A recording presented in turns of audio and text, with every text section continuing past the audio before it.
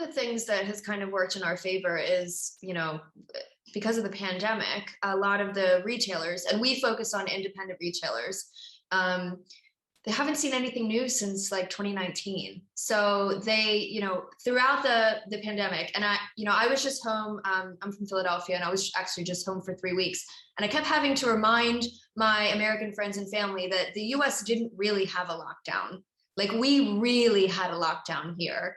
And so one of the only places that you could go was your local indie wine shop. And it became really difficult for those indies to find new and interesting things for their customers. But what I think it did is, and we've seen this in some of the recent market surveys, is because people were drinking at home, they were more likely to experiment and try different things and not go with their old reliable because they were bored and they were at home and they wanted something different. So I think in general, the indie retail market here is begging for new and interesting things because that's coming directly from their consumers. So I'm pretty impressed with the overall quality and I would say variety of styles of wines that we tasted today. I think a lot of them could work in our market. Yeah, and in particular for you, I mean, are you looking for more of the esoteric? Are you looking for more traditional, or is it a bit of both?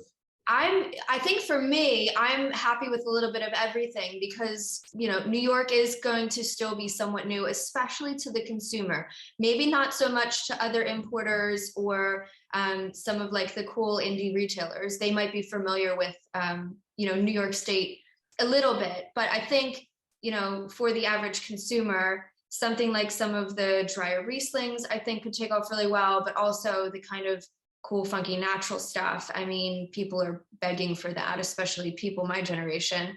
That's just the kind of wine they want to drink. So I think there's a lot of room in the sandbox for everybody.